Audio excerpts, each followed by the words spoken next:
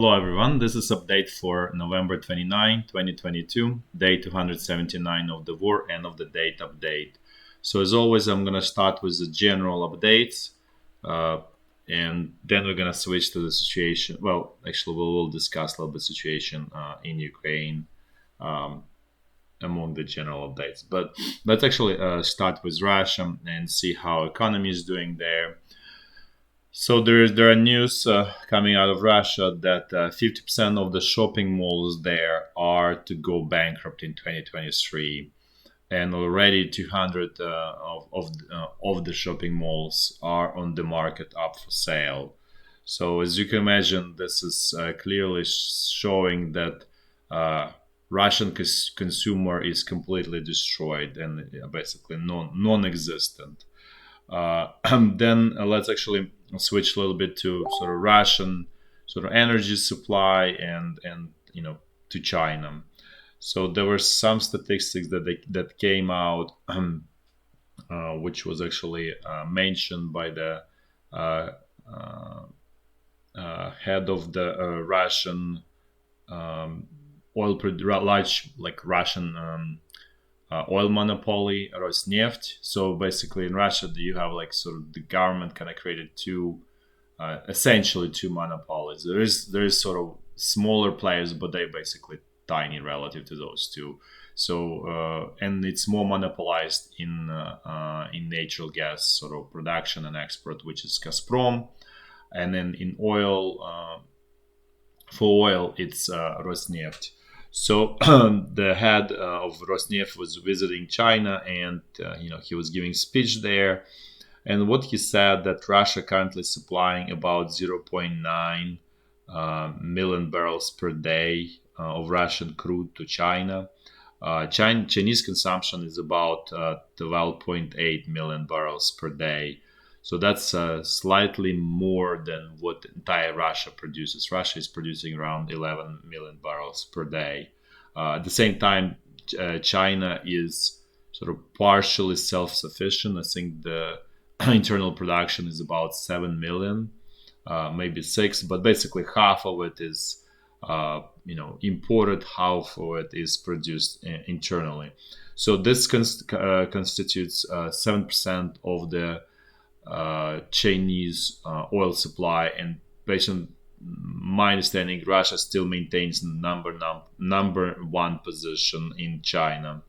Then also Russia is supplied 53 million tons of coal, heating coal to China over 10 months period, basically cumulatively since the beginning of the year, which is 23% of Chinese coal import.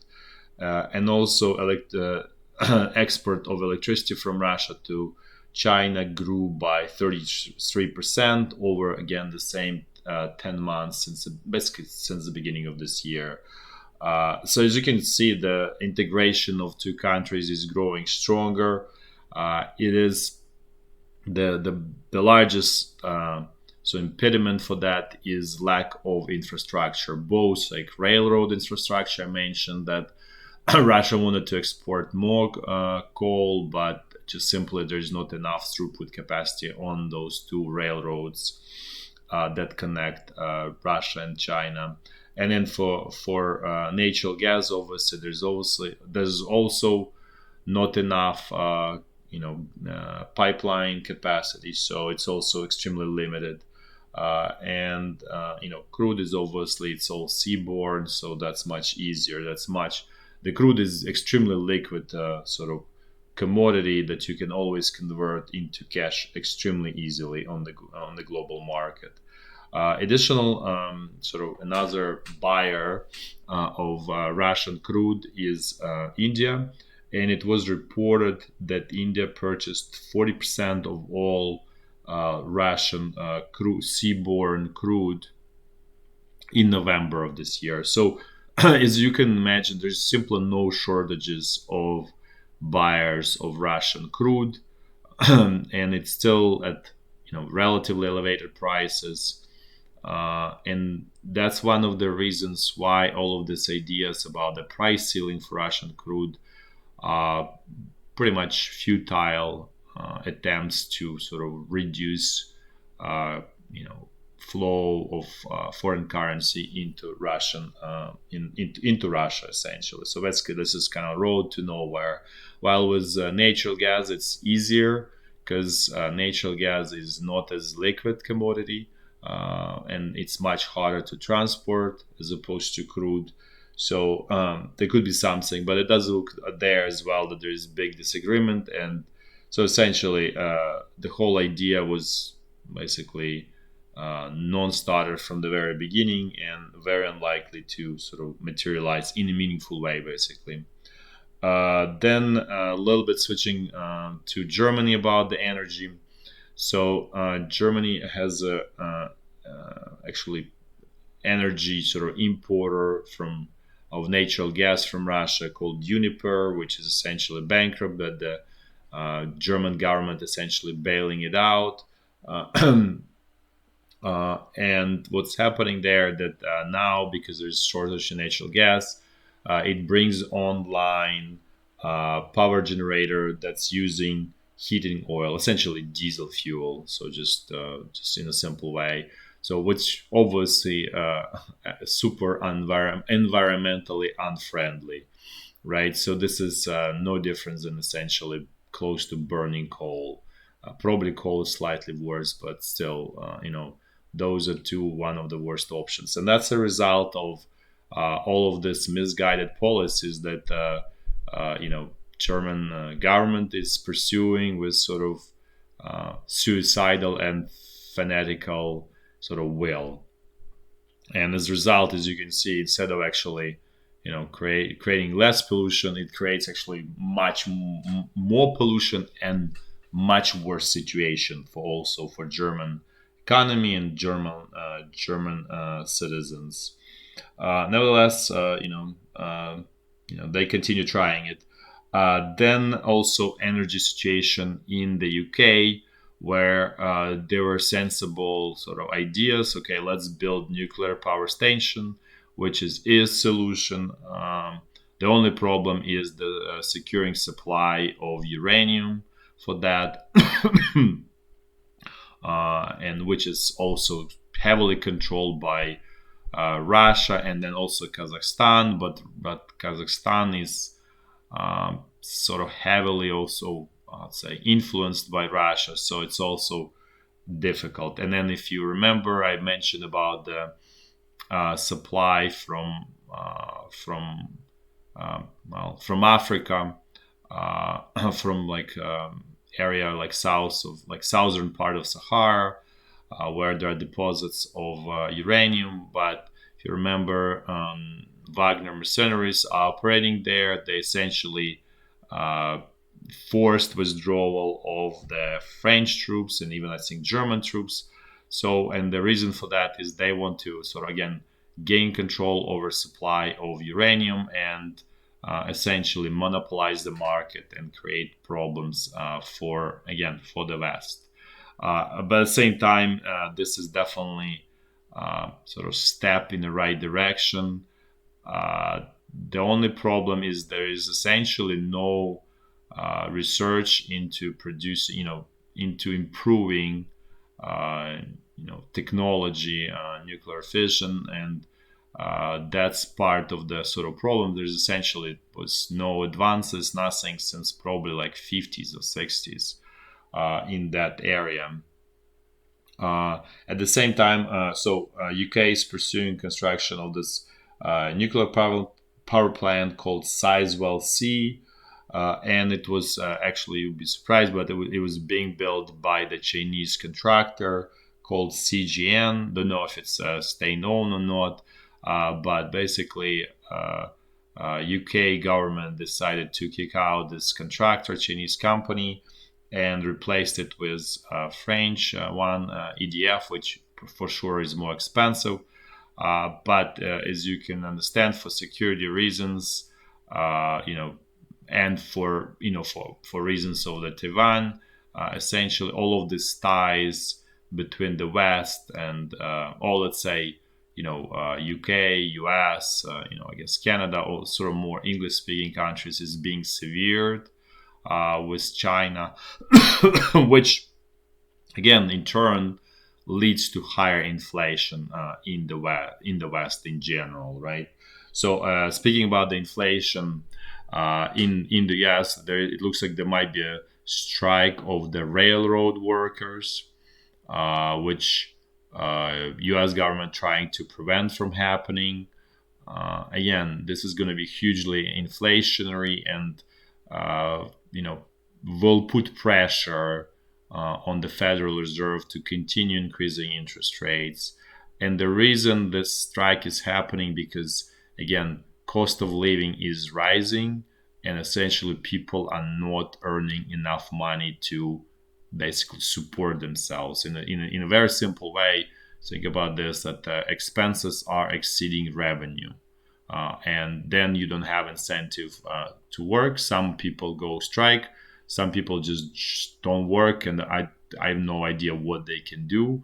But the end result is they not working, and so you have this shortages of labor, because all of the shortages of labor are happening at the sort of like a worker level, right? Those people who actually produce something, they're not happening at white collar level. There's sort of extreme oversupply of this white collar workers or employees that essentially don't produce much in terms of value add. And I would even sort of be more sort of critical. I would say most of them are just pushing paper around without really doing anything useful. And so this is what the economy is also going through, and why there's another strong push for inflation is still going on and probably will continue going, is that essentially there is restructuring going on in the Western economies as a result of the sort of disruption in supply of cheap commodities, mainly from Russia. And that restructuring is about increasing wages for blue collar workers who actually work and produce something, and then reducing number of white collar workers who don't really produce much, but they as salaries they basically overpaid. And so in some way it's actually, in a way, it's positive trend for the West in general, for society at societal level, because there is a huge gap between blue collar workers and white collar workers, and was growing tremendously, especially in the US. And that really starting to sort of create division in the society and problems in the society. So now this gap is going to be actually sort of compressing, where the blue collar workers will probably get paid more, and there will be very few layoffs of those, but there will be significant layoffs for white collar workers who, as I said, don't produce much, essentially, and extremely overpaid. So basically, that's why I'm saying there is restructuring in the Western economy that's going to be happening, and remains to be seen if there will be sort of flow back into blue collar workers from the white collar workers, and how that's going to play out. Because I would be suspecting that laid off white collar workers probably will not be willing to go into blue collar professions. At the same time, I think as Federal Reserve continues raising rates, there will be quite a bit of layoffs in the white collar space, and this is how I think this whole recession is going to be very different from what everybody's have seen over past 30 years or something. That this is going to be more like a white collar job recession as opposed to blue collar job recession. So, but at the same time, as I said, this blue collar, many of them are not getting enough, so they will be demanding more and more in terms of increase of salaries, which will put pressure also on the companies, and their squeeze their margins of the companies in general. So this whole situation is not anywhere close to be under control, and requires much more than in just increasing interest rates. But at the same time, that's what's only available to Federal Reserve, so it will pursue this, I would say, very sadistic policy. But at the same time, if they don't do it, and the governments don't do what they need to do to increase supply, then that's the only option available to prevent societal collapse. So that's all general sort of updates about in the world. Now let's do a little bit of general updates in Ukraine.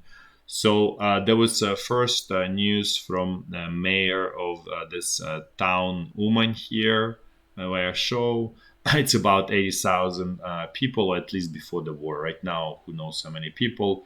But the mayor of the town said that it's in a critical situation.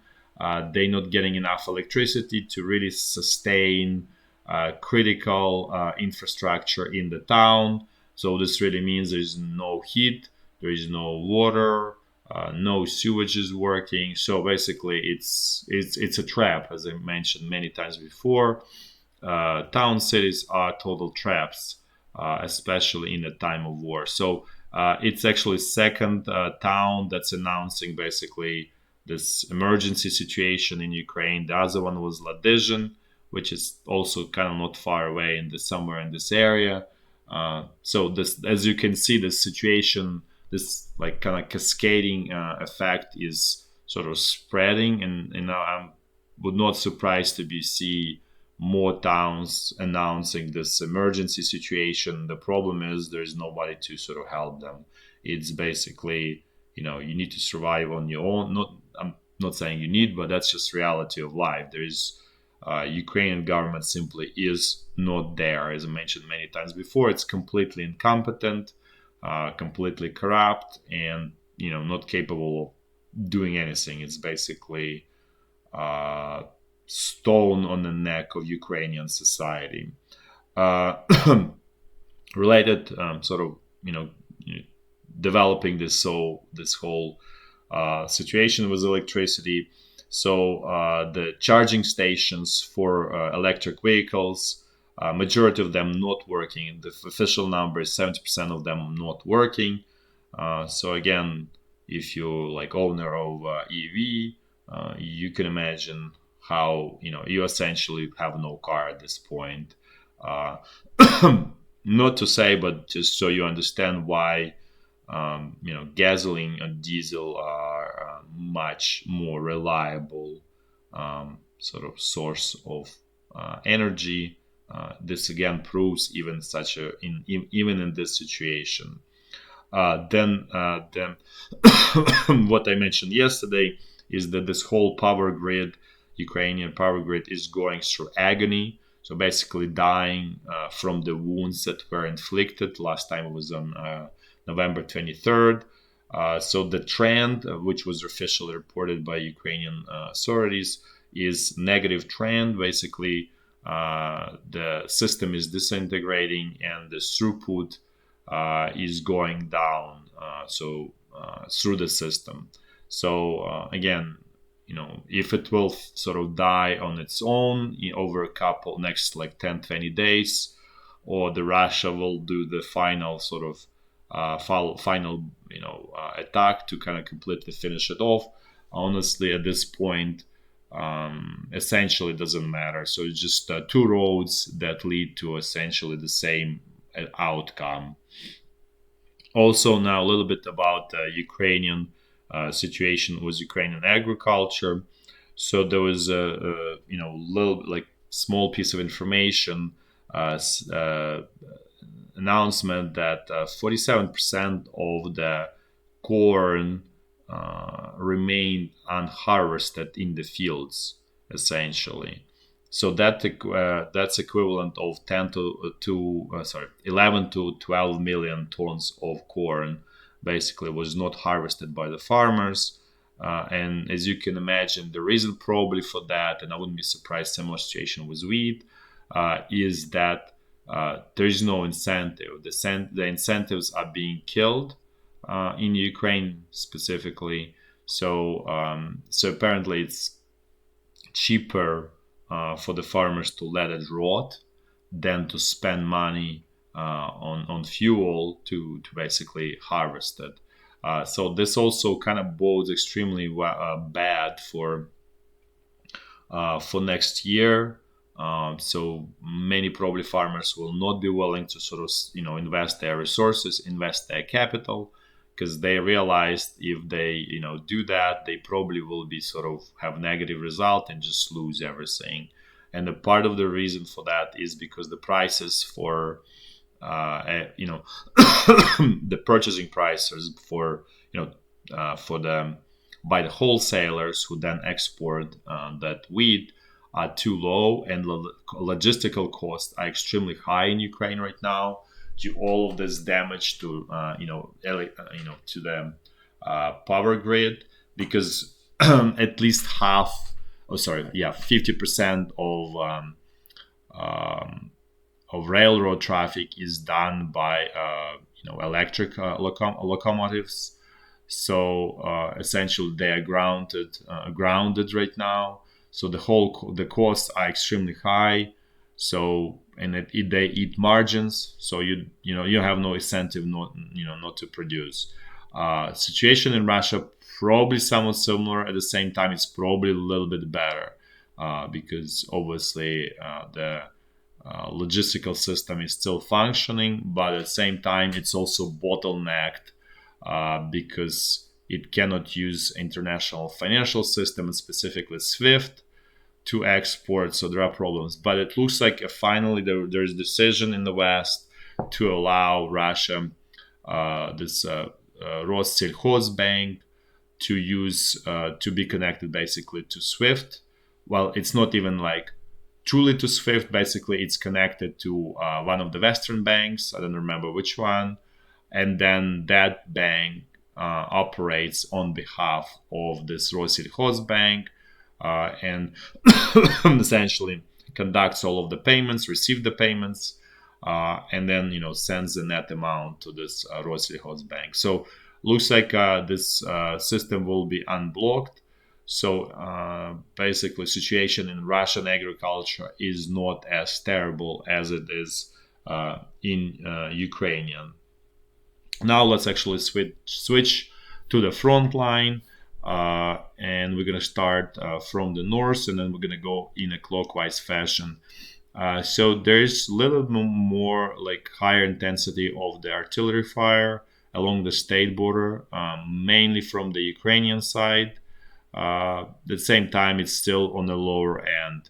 Now let's move to North Lugansk front line. Things here are somewhat similar. So some Ukrainian attacks was attempt to get to this river, which lead to nowhere. Then Russian sort of counterattacks here also lead to nowhere. Basically, exchange of the blows that lead to nowhere on both sides. Now let's move to North Donbass front line. This is the area where situation for Ukrainian side is, I would say, getting extremely bad, and I'll show you why. So first of all, there are Russian attacks here in the sort of northern section of this North Donbass front line, but here situation is much more stable. Russian troops don't advance. They don't get sort of anywhere here. The situation really bad south of Bahmut. Well, I'd say straight north of Bahmut. As you can see, there is this salient here created probably a couple months ago, if I don't remember exact date. But the biggest problem, as you can see, Russian troops and Wagner mercenaries continuing their advance. So they captured this village Kurdyumivka. So as you can see, they created really big salient over past 2 days. And essentially, in some way, you can say that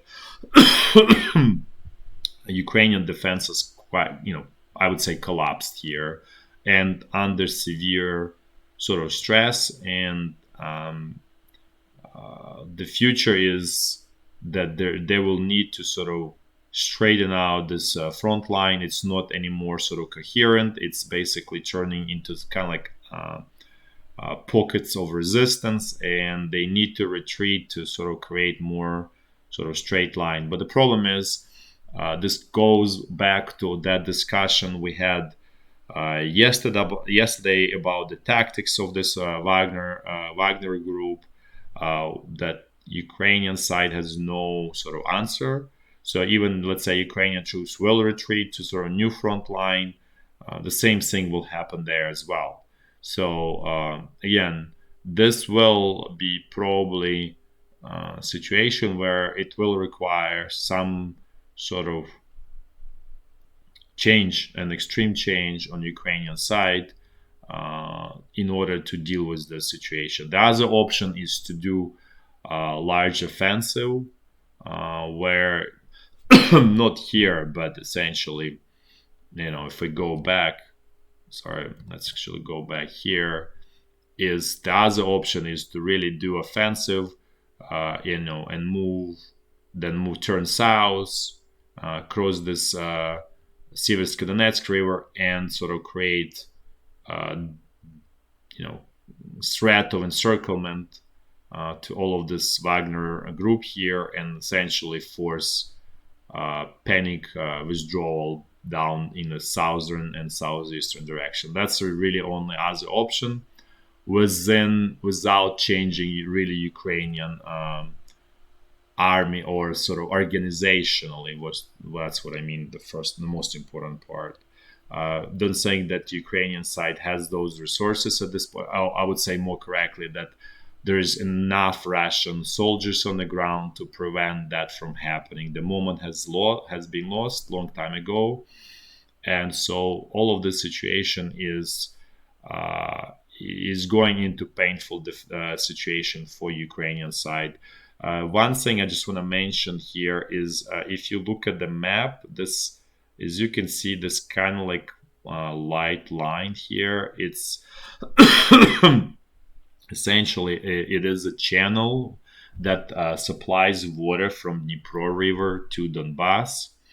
And what happens here is, this might be the new sort of defensive line for Ukrainian side, that they will retreat to the sort of western side, western bank of this channel here, which also can mean that this whole area will be lost, and then Bahmut is becoming more and more outflanked, and eventually probably will be lost. This is where it's going, the way it goes right now. And as you can see, there is accelerating negative trend for Ukrainian side. So they, over this past 2 days, Russian troops managed to create quite a big of the salient here. So again, this is difficult situation for Ukrainian troops, and this may lead to some small size dramatic situation for Ukrainian troops in this area. Now let's move to central Donbass front line. Things here are much more stable.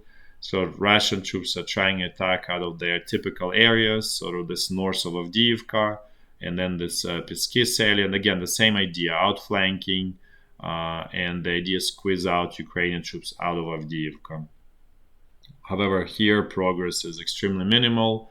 There is progress, but at that pace, Russian troops probably will take another year to create a really dangerous situation for Avdiivka, which obviously meaning forever or never, let's put it this way. That's all that's going on here on this front line. Now let's quickly check Zaporizhya front line. Things here are sleepy and quiet, as they've been since end of April. But we'll see. There's high chance that this is going to be a very active front line, especially if Ukrainian command decides to address this North Donbass front line. Another option is really to attack here and push to Azov Sea and split Russian troops into sort of this one, basically create one big large pocket that includes Crimea and this northern I don't know how you call it, called Tavria region, basically. So that will definitely stop and prevent all of these attacks here, and basically makes it futile. All of those attacks. Again, whether Ukrainian side is capable of doing that is another question. I would say right now the chances are also very low.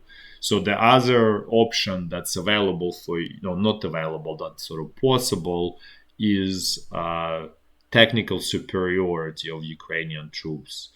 But at this point, there's something that's coming that can create superiority, basically, without learning, without improving qualitatively Ukrainian troops. So because right now Ukrainian, I don't even mention recently about all of these new weapons or sort of more weapons that's coming to Ukraine, because at this point Ukraine clearly has advantage over the Russian side in the precision weapons, and specifically I'm talking about artillery, rockets, and all of that. So if they were used cleverly, it's essential would literally make it possible to disrupt all of this Russian offensive, specifically North Donbass, and even makes possible to do offensive on its own. However, there is no skills, there is no organizational capability to use those weapons to the fullest extent. And so this really means that instead of sort of growing qualitatively, Ukrainian side is choosing to grow quantitatively, and that's where there is a problem, because there is not enough supply of the Western weapons and ammunition to allow for that. And and Ukraine was not getting anywhere anytime soon, Western modern tanks or things of that nature, or aircraft or attack helicopters. So that's the thing that probably could change the situation in Ukrainian favor, but it's not coming anytime soon. So giving that, it's largely going to be limbo for a while, with actually, as I said before, increasing opportunity for Russian side to do some kind of offensive probably in January. So probability of that is rising as time passes so far. That's it for today. Thanks for watching, and until tomorrow. Bye bye.